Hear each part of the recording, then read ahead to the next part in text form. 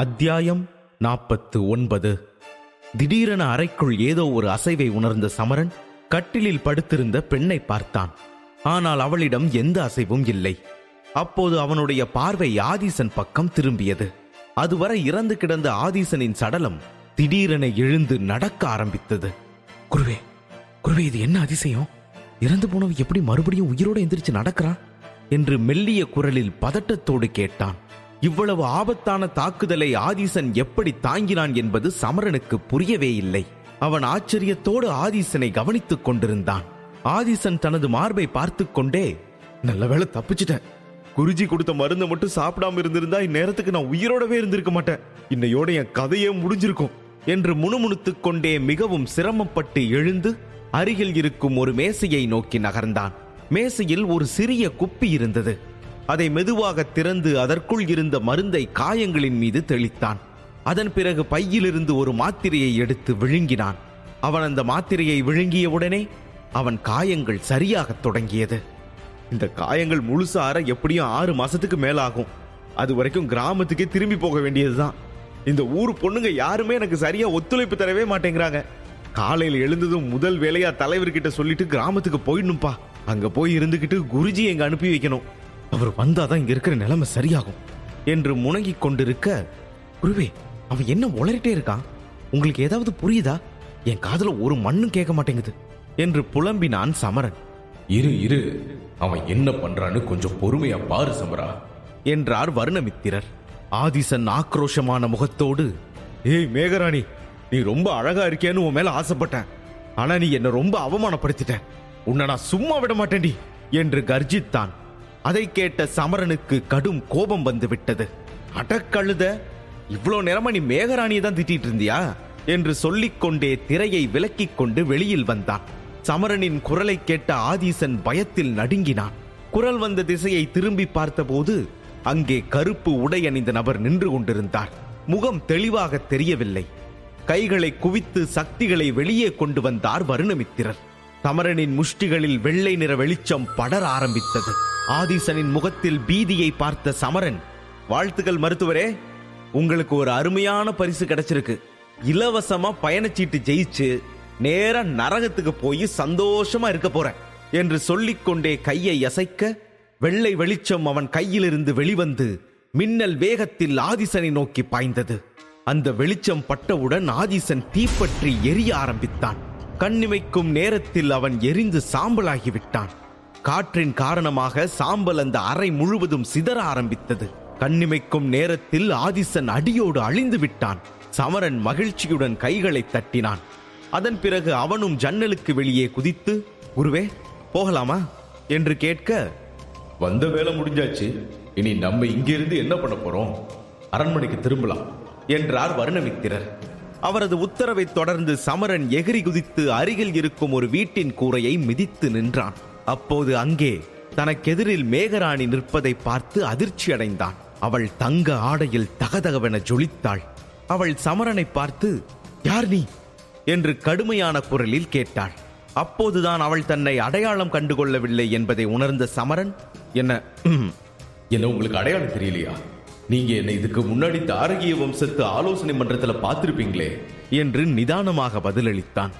மேகராணி அவனை நினைவு கூர்ந்து பார்த்துவிட்டு, நீங்க அன்னைக்கு மருந்து கொடுத்துட்டு போக வந்த மருத்துவர் என்று இழுக்க, அவரேதான் என்றான் சமரன். சரி, இருக்கட்டும், நீ மருத்துவர் தானே, உனக்கு இந்த நேரத்துல கடக வம்சத்து அரண்மனையில என்ன வேலை என்றாள். இங்க ஒரு பிரச்சனையை தீர்த்துட்டு வர சொல்லி ஒருத்தர் என்னை இங்க அனுப்பி வச்சாரு என்றான் சமரன். பிரச்சனையா? என்ன பிரச்சனை? யார் உன்னை அனுப்பி வச்சாங்க என்றாள் மேகராணி. அது ரகசியம், அதையெல்லாம் என்னால யார்கிட்டையும் சொல்ல முடியாது என்றான் சமரன். இல்ல, நீ கண்டிப்பா சொல்லிதான் ஆகணும். அது யாருன்னு நான் தெரிஞ்சுக்க விரும்புறேன் என்று சொல்லிக் கொண்டே காற்றில் மிதந்து அவள் மருத்துவரை நோக்கி நகர்ந்து வந்தாள். உன்னோட வலிமையை பத்தி எனக்கு நல்லாவே தெரியும். ஆனா அதை வச்சுக்கிட்டு இந்த கிழவனை உன்னால ஒன்னும் பண்ண முடியாது என்றார். அதை பொருட்படுத்தாத மேகராணி தனது விரல்களை உயர்த்தி அவரை நோக்கி நீட்டினாள்.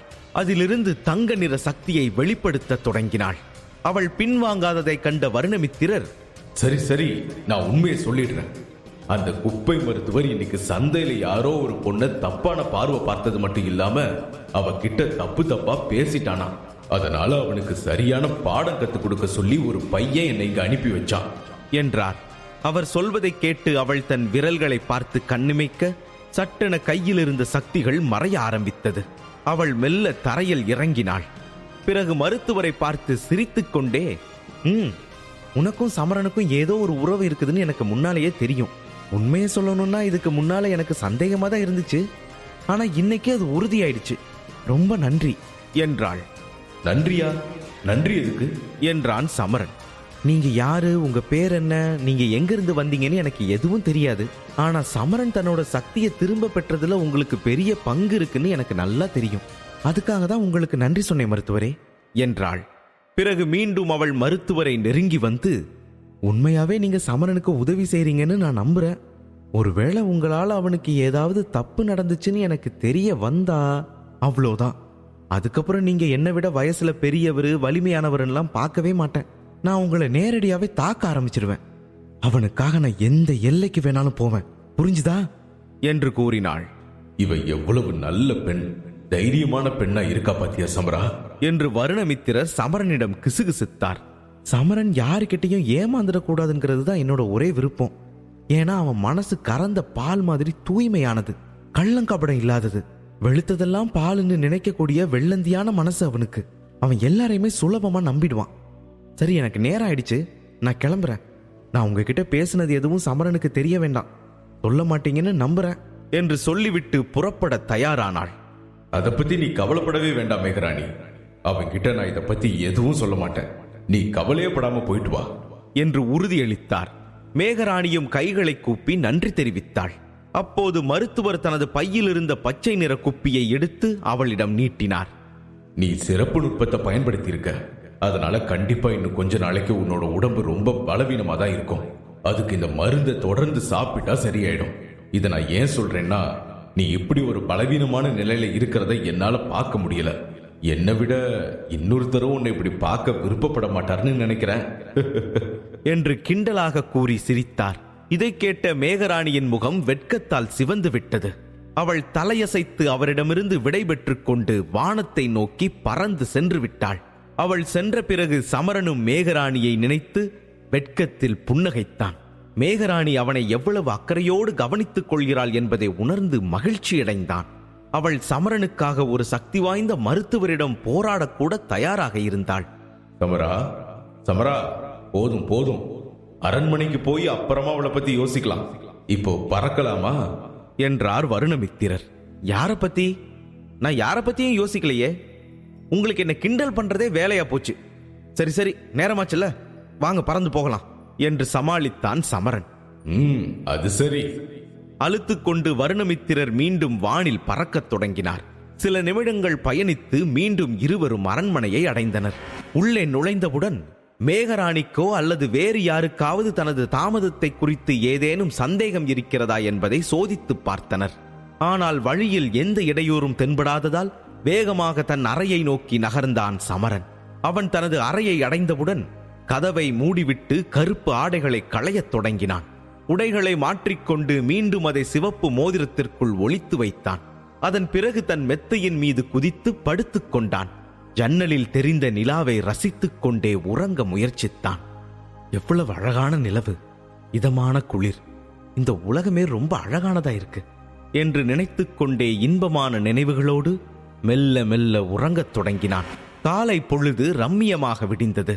சமரன் நன்றாக உறங்கிக் கொண்டிருந்தான். மறுபுறம் கடகவம்சத்து அரண்மனையில் பெரும் குழப்பம் ஏற்பட்டது.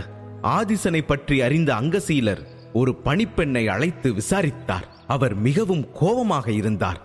அவருக்கு அருகில் ஒரு பணிப்பெண் தலைகுனிந்து நின்று கொண்டிருந்தாள். அவள் பயத்தில் நடுங்கிக் கொண்டிருந்தாள். அவர் தனது மௌனத்தை கலைத்து பணிப்பெண்ணிடம், அப்படின்னா ஆதிசன் திடீர்னு மறைஞ்சு போயிட்டான்னு சொல்றியா என்றார். தயங்கியபடியே அந்த பணிப்பெண், எனக்கு தெரியாது தலைவரே. நேத்து ராத்திரி இந்த அறையில வேற ஒரு பணிப்பெண் மயங்கி கிடந்தா. மருத்துவர் எங்க போனாரு, என்ன ஆனாருன்னு அவளுக்கு கூட சரியா தெரியல. காலையில இருந்து நான் நம்ம மருத்துவரை இந்த அரண்மனையோட மூளை முடுக்கெல்லாம் தேடி பார்த்துட்டேன். ஆனா அவர் அரண்மனையில எங்கேயுமே காணல தலைவரே என்றாள். நீ என்ன கதை விடுற? நேத்து ராத்திரி தான் ஆதிசேனை சந்திச்சு பேசிட்டு அவனோட அறைக்கு திரும்பி போனான். அதுக்கப்புறம் அவன் வெளியே எங்கேயும் போனதா எனக்கு செய்தி வரல. அது மட்டும் இல்ல, வாசல்ல மகாயோக தரவரிசையில் இருக்கக்கூடிய காவலர்கள் 2 பேர் காவலுக்கு நின்றுட்டு இருக்காங்க. அவங்க யாருமே ஆதிசன் வெளியே போனதை பார்க்கல. நீ என்னடானா அந்த ஆதிசன் இந்த அரண்மனைக்குள்ள எங்கேயும் இல்லைன்னு சொல்ற? அப்படின்னா அவன் எங்கதான் போயிட்டான்? மாயமா மறைஞ்சு போயிட்டானா என்று கோபமாக கேட்டார். அவரது கோபத்தை கண்ட பணிப்பெண் பயந்து நடுங்கினாள். தலைவரே தலைவரே, நான் உண்மையை தான் சொல்றேன் தலைவரே. திடீர்னு மருத்துவர் எங்க போனார்னு சத்தியமா எனக்கு தெரியாது என்று கூறினாள். அங்கசீலர் தன்னை குற்றவாளியாக கருதக்கூடும் என்ற அந்த பணிப்பெண் பயந்து நடுங்கினாள். ஆதிசனை பத்தி இந்த பணிப்பெண்ணுக்கு என்ன தெரியுமோ எல்லாத்தையுமே சொல்லிட்டா. இவ சொல்றது எதுவும் பொய் மாதிரியும் தெரியல என்று நினைத்த அங்கசீலர் அந்த பணிப்பெண்ணை புறக்கணித்து விட்டு ஆதிசன் அறைக்குள் நுழைந்தார். அறைக்குள் மெதுவாக நடந்து சென்று ஒவ்வொரு பகுதியையும் கவனமாக பார்த்து கொண்டிருந்தார்.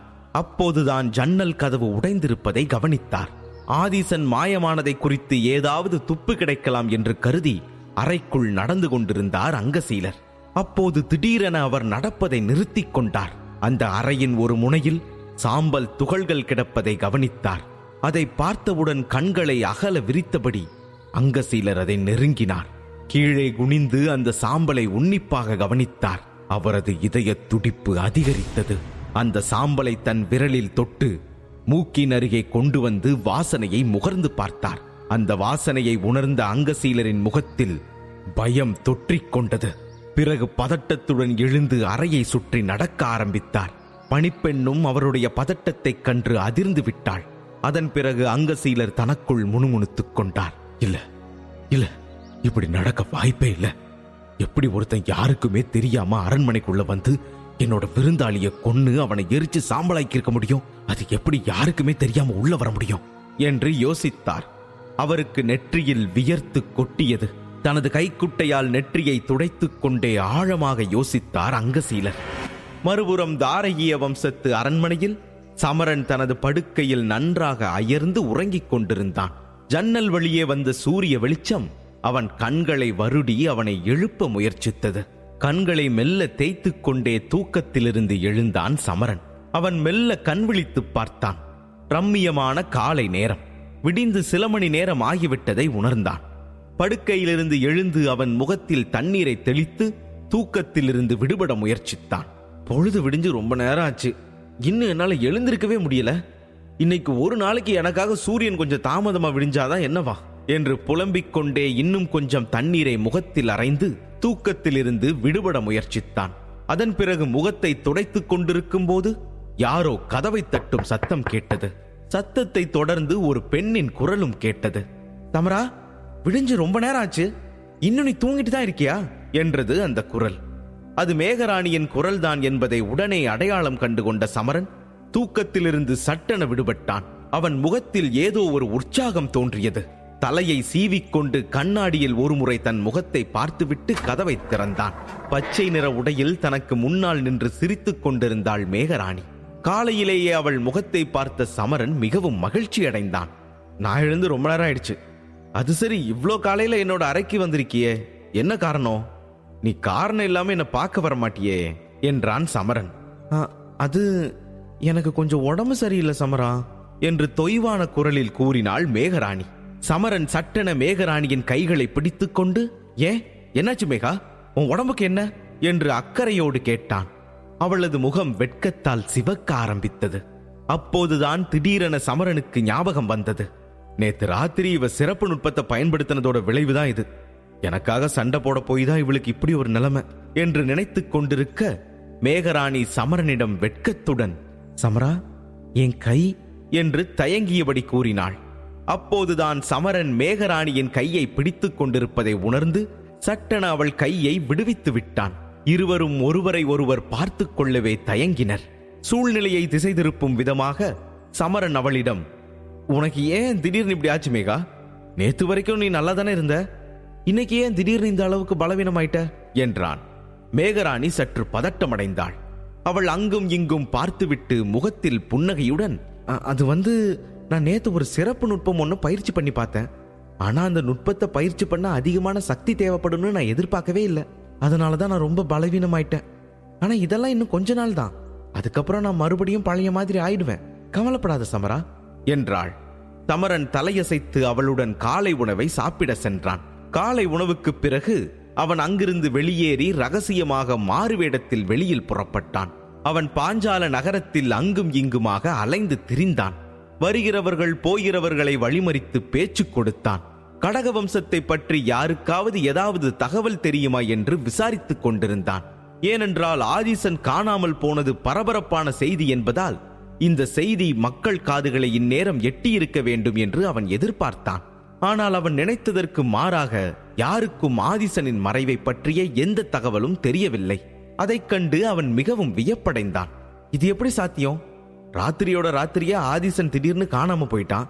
இவ்வளோ பெரிய விஷயம் நடந்திருக்கு, ஆனா ஏன் இதுவரைக்கும் யாருக்கும் எதுவுமே தெரியல என்று குழம்பினான்.